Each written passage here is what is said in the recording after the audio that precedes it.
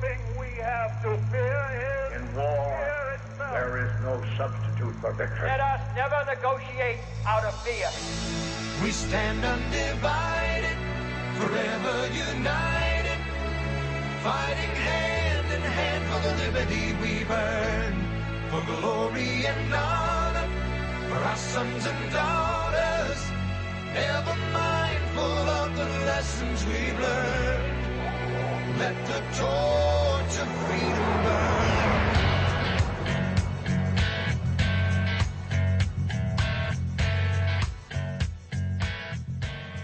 President Thomas Jefferson said, "I know no safe depository of the ultimate powers of the society, but the people themselves. And if we think them not enlightened enough to exercise their control with a wholesome discretion, the remedy is not to take it from them, but to inform their discretion by education. This is the true corrective of abuses of constitutional power." Welcome to WallBuilders Live. It is Foundations of Freedom Thursday. That's our special time each week where we really dive into the principles, and we love to head the direction that you, the audience, would like us to based on your questions. And we've been getting some great questions about the founding principles that made America so free and how other nations can have those same principles and what it takes for a nation to enjoy these principles. So, David, we've got a question right up front today on an issue you and I have been talking quite a bit about lately. It's natural law. This question comes from Pete Begley, and he asked if you would explain how natural law is applied in today's legislative process. He's actually a borough councilor and asked their solicitor to define natural law, and he really struggled with it. And he had asked because the term family, asked him to define the term family for unrelated persons, and he was the only no vote on change. This was that effort to change the fundamental definition of the family and broaden it to be anything and everything that people want it to be. So he wants to get a more detailed explanation from you and how to defend applying the laws of nature and nature's God, how the Declaration talks about that and why that's still a lawful document. So a lot here, David, to cover, and there's even more in his letter. I might come back to it, but let's first just talk about natural law. What does that mean, and what does laws of nature and nature's God mean in the Declaration? Well, let me go to something before that, because I'm reading this email too, and this is a first for me. Now, I've heard family defined several different ways, but their counsel now, their attorney, their solicitor, and the counsel has defined the term family as, quote, "for unrelated persons." Now, used to be family in the old school was mother, father, and kids. Does this mean my roommates in college were my family? Exactly. For unrelated? So I guess a husband and wife can be unrelated, but they're not unrelated by law. They're unrelated by blood. Or I sure hope they are. You come from Arkansas. You can answer that better than I can. But I'm more worried about those roommates in college now, because if that was family, I'm going to go get myself checked out. This is wild stuff, man. For unrelated persons? I mean, four strangers meet on the street and they're family? This is the wildest definition I've ever seen of family. I've never seen this proposed in any legal sense. I've never seen it advocated in any court. I've never seen a legal brief with this definition. For this city council to say that family is for unrelated persons, which means you and Kara and your kids are not a family because you are related. You and Kara are unrelated by blood, related by marriage, but you have your kids and they're related to you. So you cannot, by definition, Rick, you cannot be a family because you don't have four unrelated persons in your house. Unbelievable. This is unbelievable. Well, let me just pile on here, because he goes on to say that this solicitor stated that for enforcement purposes, we can only use, quote, human law. So now I don't even know what that means. Human law versus natural law. It's good he said that, because human law is something that they came up with, and nobody else has ever come up with this definition before. So what they're doing is saying you can only use the laws as we define them. And so human law is as they get defined by humans. It's not international law. It's not common law. It's not laws of nature. It's not the laws of nature's God. It's what we decide. This is where Jefferson talked about the Constitution becomes a thing of wax in the hands of the judiciary or in the hands of any other city council. I mean, trying to define family, this is going to be like nailing Jell-O to the wall. This will take any shape that you want. It's going to be really nebulous, and so it's going to be hard to stay there. And by the time it starts sliding down the wall, it's going to look different when it hits the floor. I mean, I've never seen a definition ever like this. That family is for unrelated persons. You have just undefined every family in America. I mean, they have literally undefined every family in that city. I don't know what to say with this. This is wild. All right, we got questions to answer. But I do have to point out how I don't know, groundbreaking or unprecedented or whatever you want to say about this. This is perhaps the most unenforceable city ordinance that has ever been done. If you get 4 homeless people together, they're now family. I mean, if you get 4 Democrats, 4 Republicans, 4 Libertarians together, they're now family. Where does it stop? And so what benefits do you give to a family? Because you get special benefits if you're a family under code that you don't get under code. I mean, this is, I'm sorry, I got off track. That was not what this is about. Yeah. So, but I get it. I mean, it's that outlandish. We've got to take a quick break. We'll come back and we'll tackle this thing. What is natural law? And maybe even have to ask the question, what is a family? Stay with us, folks. You're listening to WallBuilders Live. Thomas Jefferson said, "The Constitution of most of our states and of the United States assert that all power is inherent in the people, that they may exercise it by themselves, that it is their right and duty to be at all times armed, that they are entitled to freedom of person, freedom of religion, freedom of property, and freedom of press." this is David Barton with another moment from America's history. Although education has remained an emphasis in America for nearly 200 years, what has changed the most over that period of time is the philosophy of education. For example, while religion finds no place of refuge in our schools today, such was not the case at the time of our founding fathers. In fact, when the Delaware Indian chiefs brought their youth to be trained in America's schools, on June the 12th, 1779, George Washington told them, "You do well to wish to learn our arts and our way of life, and above all, the religion of Jesus Christ. These will make you a greater and happier people than you are. Congress will do everything they can to assist you in this wise intention." According to George Washington, what students learned above all in American education at the time of the Founding Fathers was the religion of Jesus Christ. For more information on God's hand in American history, contact WallBuilders at 1-800-8-REBUILD. Let the torch of freedom burn.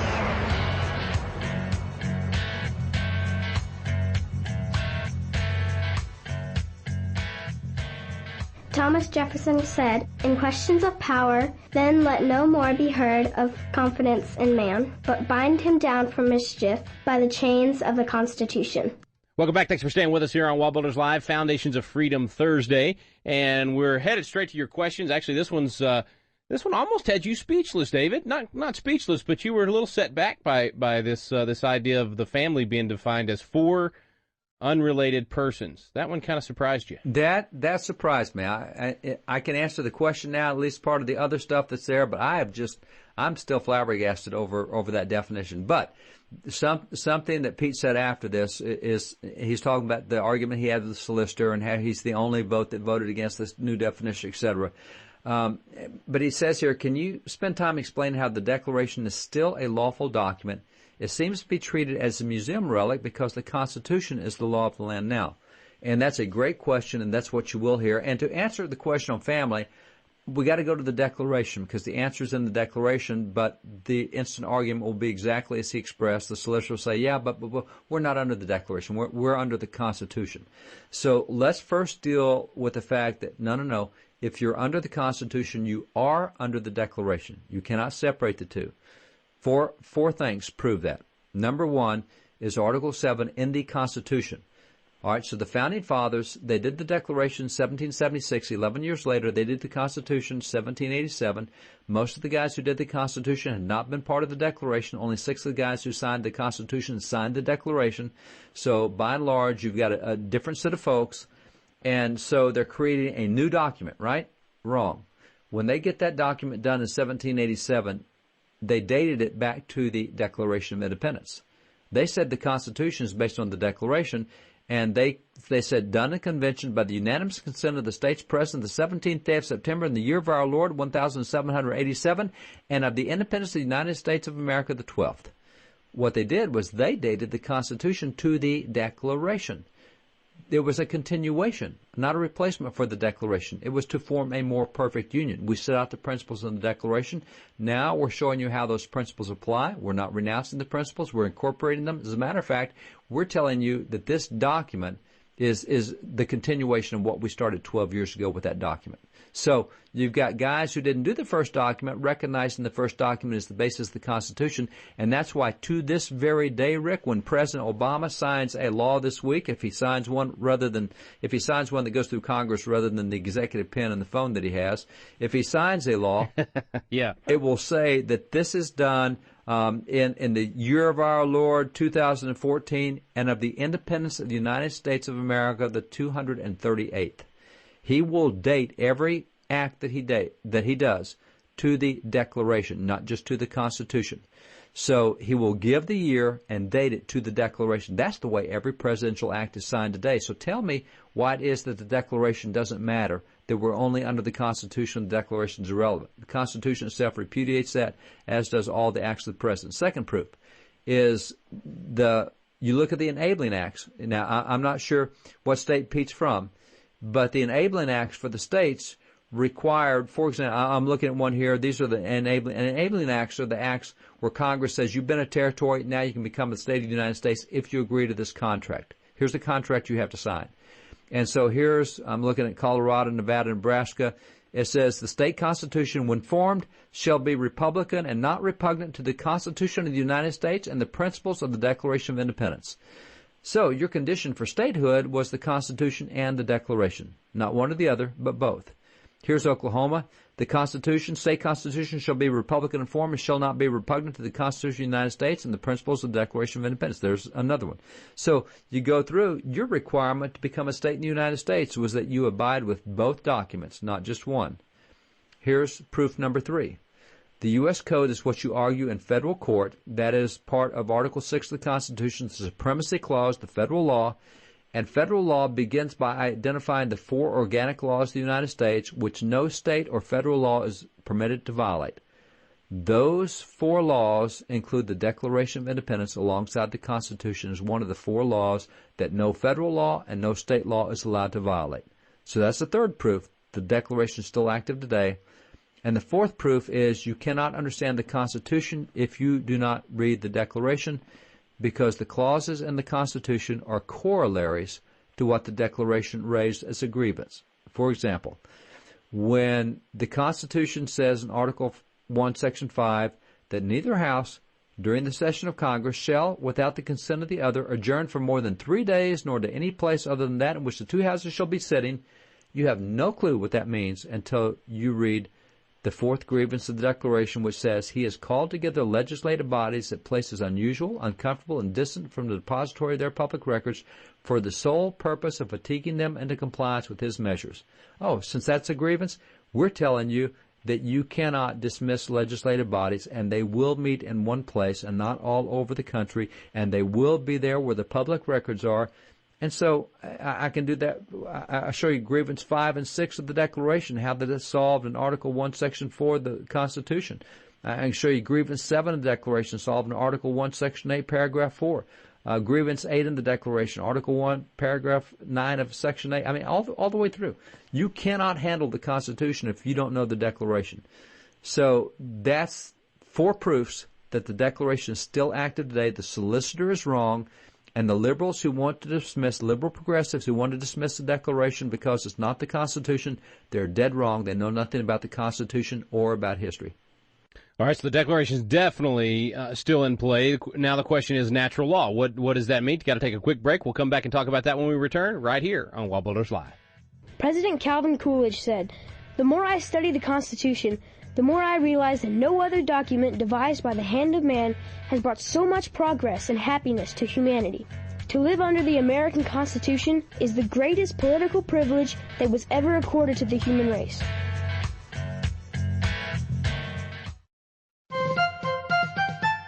This is David Barton with another moment from America's history. Joseph Story is one of the most important names in American jurisprudence. Not only was he placed on the U.S. Supreme Court by President James Madison, but he also founded Harvard Law School and authored numerous legal works on the Constitution. While today's revisionists claim that the goal of the First Amendment was absolute religious pluralism, Justice Joseph Story vehemently disagreed. He declared, "The real object of the First Amendment was not to encourage, much less to advance, Mohammedanism or Judaism or infidelity by prostrating Christianity, but was to exclude all rivalry among Christian denominations." According to founder Joseph Story, Christianity, not pluralism, was the goal of the Founding Fathers in the First Amendment, for only a Christian nation is tolerant and thus is truly pluralistic. For more information on God's hand in American history, contact WallBuilders at 1-800-8-REBUILD. Let the torch of freedom burn.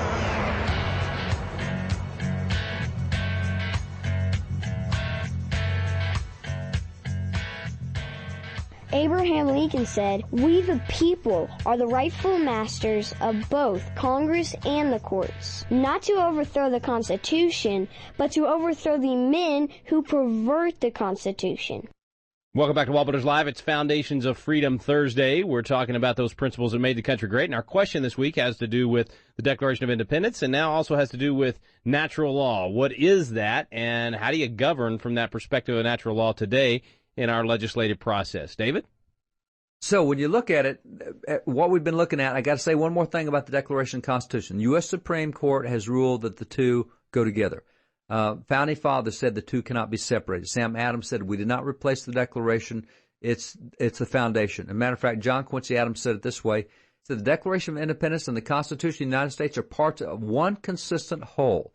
He said those principles proclaimed in the Declaration are embodied in the Constitution of the United States. You can't separate the two. So, to answer the question of natural law is not part of the Constitution. It is part of the Declaration. Now, it became part of the Constitution through the Seventh Amendment, through the common law, but if you don't understand what it is in the Declaration, you have no clue what it is in the common law of the Seventh Amendment.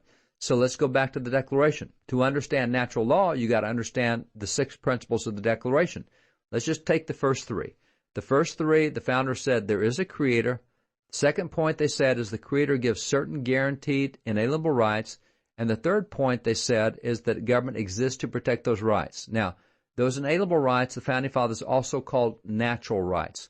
According to John Adams, inalienable rights or natural rights are the rights which occurred before government ever existed. In other words, they're rights that God gave you as an individual. They didn't come from government because when God gave you these rights, there was no government.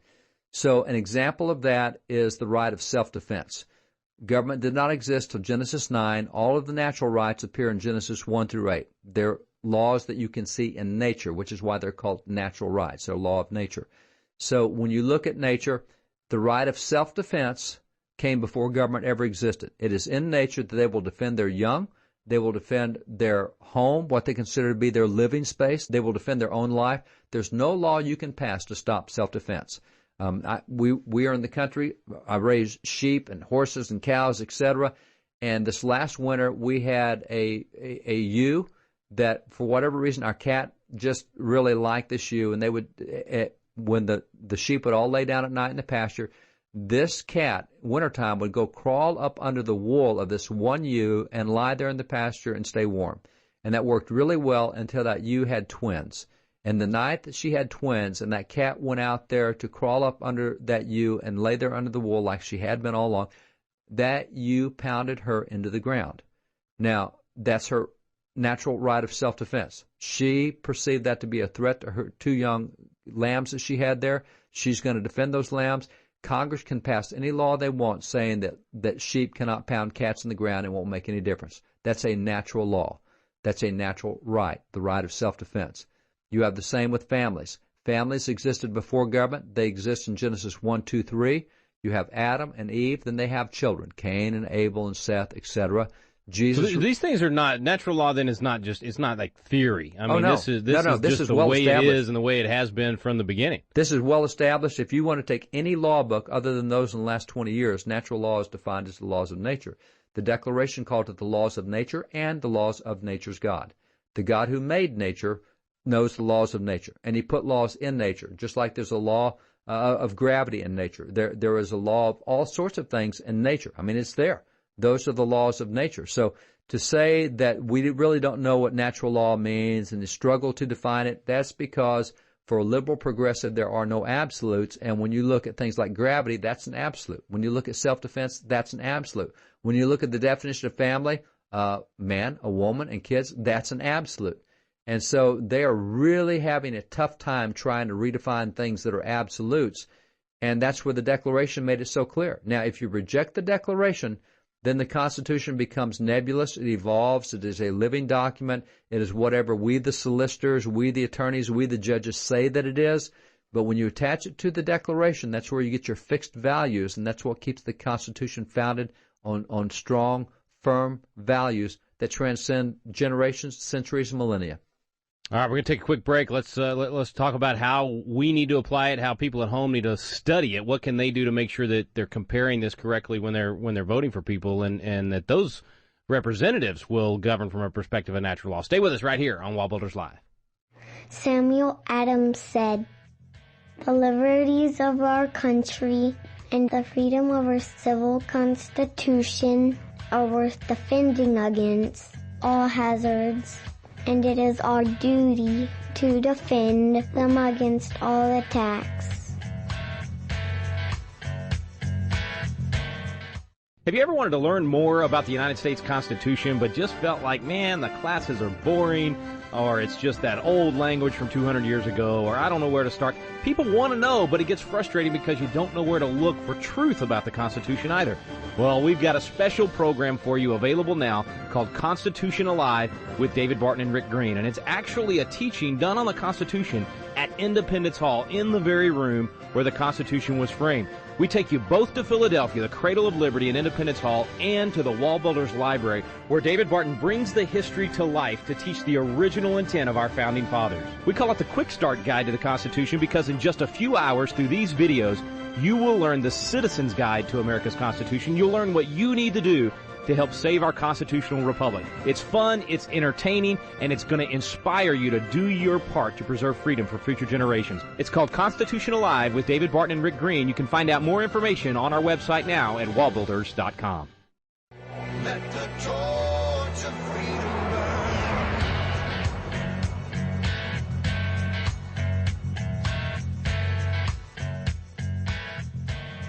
burn. Abraham Lincoln said, "We the people are the rightful masters of both Congress and the courts, not to overthrow the Constitution, but to overthrow the men who pervert the Constitution."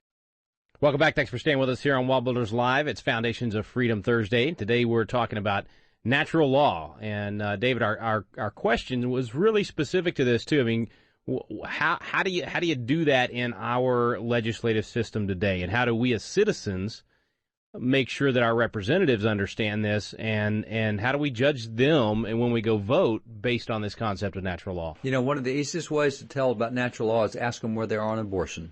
Because they do not respect the inalienable right to life, they do not respect any other inalienable right, including the right to family, the right to self-defense, the right to, as I mentioned, the Founding Fathers had about 24 natural rights.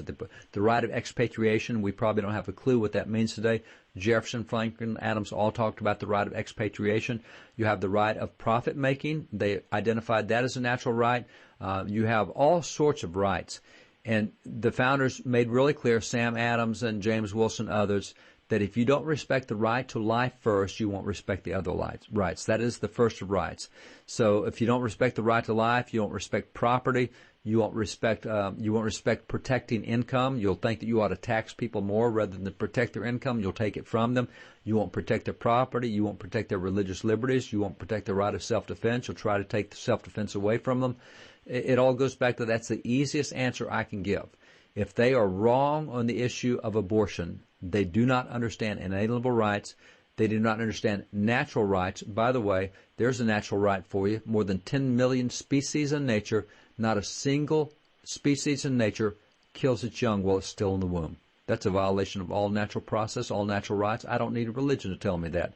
There is nothing in natural law that kills its young while it's still in the womb. So that's the easiest thing I can point to. I don't care whether they're running for dog catcher or president of the United States. You ask them where they are on abortion. And by the way, When the dog catcher says, wait a minute, I'm running for dog catcher, it has nothing to do with abortion, you say, yeah, that's true, but that will tell me your entire philosophy of government.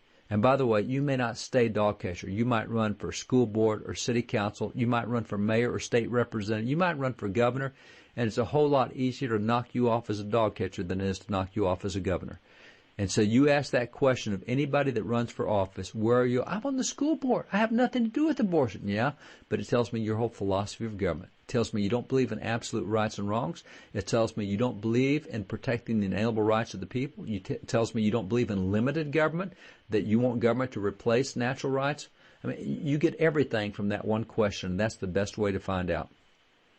Man, I guess if you do that, then like you said, it doesn't matter what office you're going for. That's one question you can definitely ask. What about a lot of our listeners that are in that arena of government? They serve in various positions out there. How can they learn more about natural law? The founders wrote a lot about it. Are there some good guys to go read? Yeah, there are. For example, if you go online, you can read the works of James Wilson, signed of the Declaration of Constitution, did the first law school in America. Read his chapter on the rights of individuals and natural law. Read William Blackstone's Volume 1, Chapter 2 on natural rights, natural laws. Read Koch and Bessarion and Grotius and Pufendorf. All these philosophers the founders used. This is not undefined term. There are entire books written on this, and they're fun to read. Just don't read the new ones. Read the old ones.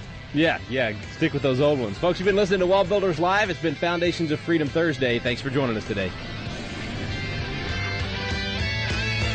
We stand under